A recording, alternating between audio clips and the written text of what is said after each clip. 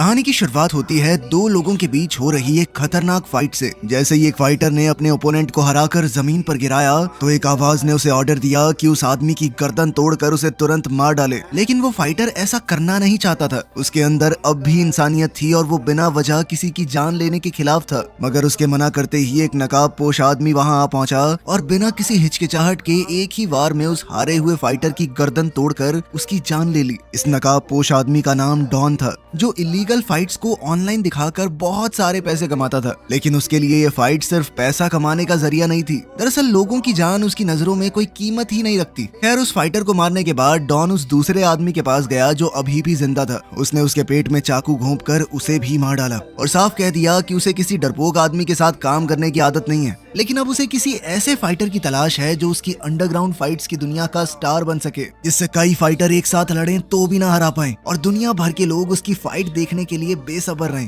कोई सोच भी नहीं सकता कि वो निर्दयी और खतरनाक फाइटर कोई और नहीं बल्कि गांव का एक सीधा साधा लड़का टाइगर चेन होगा। टाइगर चेन अपने टाइची स्कूल का एक लौता स्टूडेंट था और इस कला को लेकर उसके अंदर एक अलग ही जुनून है। टाइची एक पुराना लड़ने का स्टाइल है जिसे कई तरह की मार्शल आर्ट टेक्निक्स को मिलाकर बनाया गया था। लेकिन वक्त के साथ लोगों की इस पुरानी कला में दिलचस्पी काफी कम हो गई और अब बहुत कम लोग इसे सीखना चाहते थे। मगर टाइगर के मास्टर ने उसे इतनी ट्रेनिंग दी थी कि वो धीरे धीरे टाइची का मास्टर बनने की तरफ बढ़ रहा था। इसी वजह से टाइगर ने नेशनल मार्शल आर्ट्स चैंपियनशिप में हिस्सा लेने का फैसला कर लिया। लेकिन उसका मकसद सिर्फ चैंपियनशिप जीतना नहीं था। वो चाहता था कि दुनिया टाइची की असली खूबसूरती और उसकी ताकत को समझे, ताकि इस लड़ने के अंदाज को आने वाले समय में भी जिंदा रखा जा सके। साथ ही इसके पीछे और भी बहुत बड़ी वजह थी। टाइगर का टाइची मंदिर खतरे में था क्योंकि सरकार उस जगह को तोड़ने वाली थी। टाइगर को उम्मीद थी कि अगर वो चैंपियनशिप जीत गया तो हो सकता है और लोग आ जाएं, फिर मंदिर बच सकता है। आखिरकार नेशनल चैंपियनशिप में टाइगर की फाइट शुरू हुई। यहाँ उसका पहला मैच ही एक पुराने चैंपियन से हुआ। लेकिन टाइगर की काबिलियत और कंट्रोल इतना जबरदस्त था कि उसने अपने दुश्मन को आसानी से हरा दिया।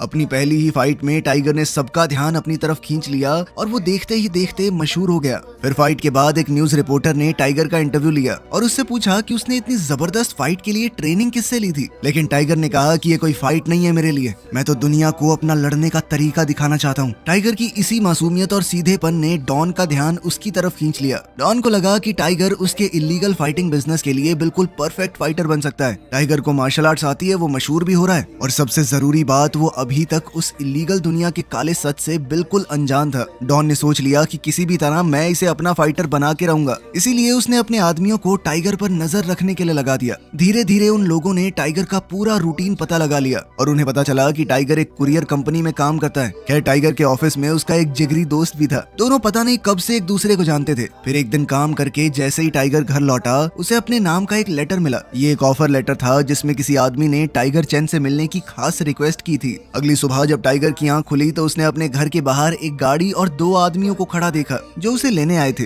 टाइगर तैयार होकर उनके साथ कार में बैठ गया। उसने ज्यादा सवाल जवाब नहीं किए क्योंकि उस भोले पंछी को लगा कि ये तो एक नॉर्मल जॉब इंटरव्यू का हिस्सा है। लेकिन जहाँ उसे ले जाया गया वो जगह काफी अजीब थी। वहाँ दूर दूर तक कोई इंसान नजर नहीं आ रहा था। एक बुजुर्ग आदमी टाइगर को एक खाली कमरे में ले गया जहाँ एक बड़ा सा शीशा लगा हुआ था। उसने टाइगर को वहाँ खड़े रहने को कहा और बताया कि उससे यहीं पर कुछ सवाल जवाब पूछे जाएंगे। टाइगर अभी वहाँ खड़ा ही था कि अचानक पीछे से एक आदमी ने उस पर हमला कर दिया। उस हमलावर ने टाइगर की टाई पकड़कर उसका गला दबाना शुरू कर दिया। लेकिन टाइगर ने घबराने की बजाय अपनी टाइची की ट्रेनिंग का इस्तेमाल किया। उसने अपनी स्किल्स से हमलावर को आसानी से हरा दिया, बिना ये जाने कि सामने वाला कोई आम आदमी नहीं बल्कि एक प्रोफेशनल फाइटर था। जैसे ही टाइगर ने उसे हराया तो वही बुजुर्ग आदमी दोबारा उसके पास आया और उसे एक ऑफिस में ले गया। वहाँ टाइगर की मुलाकात डॉन से हुई। वो टाइगर को किसी भी तरह अपने इलीगल फाइटिंग बिजनेस का हिस्सा बनाना चाहता था। उसकी फाइट्स को दुनिया भर में ऑनलाइन दिखाया जाएगा। लेकिन डॉन ने टाइगर के भोलेपन को समझते हुए इस बिजनेस की ज्यादा डिटेल्स नहीं बताई। उसने बस इतना समझाया कि भाई देख, तुझे फाइट लड़नी है और हर एक मैच के बदले में तुझे पैसे मिलेंगे। टाइगर को डॉन की बात पूरी तरह समझ नहीं आई। उसके लिए ये काफी अजीब था कि सिर्फ फाइट करने के बदले में इतने पैसे क्यों मिलेंगे और इसके पीछे का असल मकसद क्या है। मगर डॉन ने टाइगर के सवाल को टाल दिया। इसके बाद टाइगर ने नौकरी की टाइमिंग के बारे में पूछा और घर जाने की बात करने लगा क्योंकि वो अपने मास्टर और माँ की इजाजत के बिना कोई बड़ा फैसला नहीं लेता। फिर घर लौटने के बाद टाइगर अपनी नौकरी पर चला गया और पैकेजेस डिलीवर करने लगा। इसी बीच उसे अपने मास्टर का फोन आया। टाइगर बिना वक्त गवाए भागते हुए अपने टाइची मंदिर पहुंच गया जहां उसने अपने मास्टर को काफी परेशान देखा। असल में सरकार अब उनके मंदिर मंदिर को गिराने की पूरी तैयारी कर चुकी थी। उस मंदिर की सालों से ठीक से मरम्मत भी नहीं हुई थी, जिस वजह से उसकी हालत काफी खराब थी। अब इसी खराब हालत का हवाला देकर सरकार को मौका मिल गया था उस मंदिर को तोड़ने का। टाइगर को ये बात पता चली तो वो काफी परेशान हो गया। चैंपियनशिप अभी खत्म भी नहीं हुई थी और टाइगर को उम्मीद थी कि मैं जीत जाऊंगा और फिर उससे जो पैसे मिलेंगे उससे मंदिर की हालत सुधार देंगे हम। लेकिन अब सरकार के ऑर्डर की वजह से उसके पास अपने टेम्पल को बचाने के लिए ज्यादा वक्त नहीं था। इस बात से परेशान टाइगर अपने ऑफिस में काम करने वाले जिगरी दोस्त के पास गया और उसे सरकार का भेजा हुआ वो नोटिस दिखाया। ऑर्डर पढ़ने के बाद उसके दोस्त ने टाइगर को सलाह दी कि उसे कोर्ट जाना चाहिए और सबसे पहले मंदिर को तोड़ने के खिलाफ स्टे ऑर्डर लेना चाहिए। उसके बाद ही वो मरम्मत का काम शुरू कर सकता है। उसके दोस्त के मुताबिक मंदिर को बचाने का फिलहाल यही एक रास्ता था। अब टाइगर ने सारे कानूनी काम तो पूरे कर लिए थे, लेकिन मंदिर की हालत सुधारने के लिए उसके पास जरूरी पैसे नहीं थे। जब उसे कोई और रास्ता नजर नहीं आया तो आखिरकार उसने डॉन से बात की। टाइगर ने डॉन से कहा कि मैं तैयार हूँ आपके लिए फाइट करने को, लेकिन टाइगर ने ये बात बाकी किसी को नहीं बताई। खैर डॉन को इस बात से कोई फर्क भी नहीं पड़ता था। उसने टाइगर को अपने फाइटिंग रूम का एड्रेस दिया और एक खास वक्त पर वहाँ पहुँचने को कहा। अब टाइगर जब वहाँ पर पहुंचा तो रूम पहले की तरह बिल्कुल खाली था। वहाँ सिर्फ एक ही बड़ा शीशा लगा हुआ था, जिसके पीछे क्या हो रहा है टाइगर देख भी नहीं सकता था। इस बार उसका सामना एक जूडो मास्टर से हुआ, लेकिन टाइगर ने अपनी टाइची स्किल्स का इस्तेमाल करते हुए सिर्फ एक मूव और एक ही लात में उसे पटक दिया। फाइट इतनी आसान थी कि टाइगर को ज्यादा मेहनत भी नहीं करनी पड़ी और बदले में उसे काफी सारे पैसे मिल गए। इतने पैसे देखकर टाइगर काफी खुश हुआ। उसने बिना वक्त गवाए उन पैसों से अपने मंदिर की मरम्मत का काम दोबारा शुरू करवा दिया। इसी तरह अगले दिन टाइगर एक और फाइट के लिए पहुंच गया। इस बार उसके सामने एक बॉक्सर था।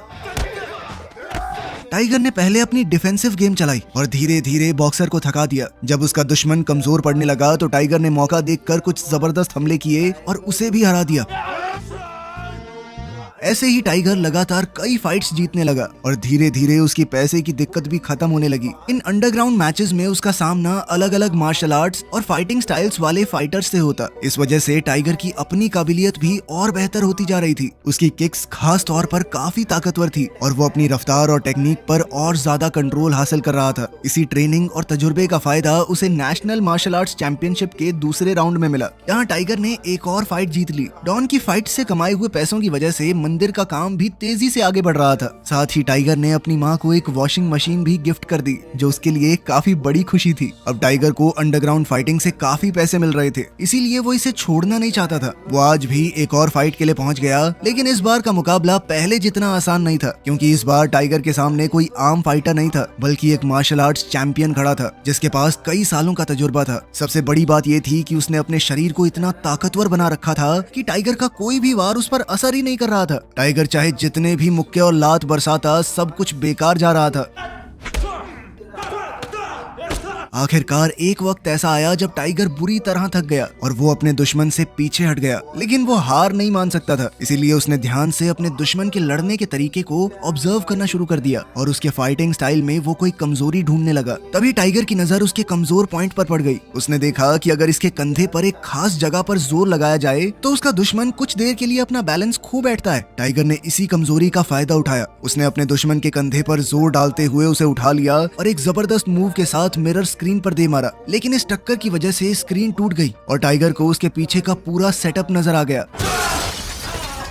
तब टाइगर को पता चला कि उसकी ये फाइट लाइव ब्रॉडकास्ट की जा रही है और दुनिया भर के लोग उसे देख रहे हैं। टाइगर के दिमाग में तुरंत अपने मास्टर की सिखाई हुई बातें आ गई। उसके लिए ये सिर्फ एक फाइट नहीं थी, उसे डर था कि शायद बच्चे भी ये सब देख रहे होंगे, ऐसे बच्चे जो अभी फाइट और मार्शल आर्ट्स के बीच में कोई फर्क ही नहीं समझते। अगर वो उसे देखकर टाइची को सिर्फ मार धाड़ का तरीका समझने लगे तो वो अपनी कला को पूरी दुनिया के सामने गलत दिखा देगा। ये ख्याल टाइगर को अंदर से परेशान करने लगा। अब टाइगर का मन इन अंडरग्राउंड फाइट्स को और आगे जारी रखने का बिल्कुल नहीं था, लेकिन डॉन ने उसकी मजबूरी को समझ लिया था। वो टाइगर के पास आया और उसे याद दिलाया कि वो इतनी आसानी से ये काम छोड़ नहीं सकता, क्योंकि तुम्हें अपने टेम्पल को ठीक करवाने के लिए पैसों की भी तो जरूरत है। टाइगर के पास कोई दूसरा ऑप्शन नहीं था, इसीलिए अपनी मर्जी के खिलाफ उसने चुपचाप पैसे लिए और घर लौट गया। फिर अगले दिन टाइगर का नेशनल मार्शल आर्ट्स चैंपियनशिप में एक और राउंड था, लेकिन अंडरग्राउंड फाइट्स का उसके फाइटिंग स्टाइल पर गहरा असर पड़ चुका था। अब वो टाइची के कंट्रोल्ड तरीके से फाइट नहीं कर रहा था, बल्कि एक प्रोफेशनल फाइटर की तरह अपनी रफ्तार और जोरदार हमलों का इस्तेमाल कर रहा था। वो बिजली की तरह तेज था और उसने कुछ ही पलों में अपने ओपोनेंट को गिरा दिया।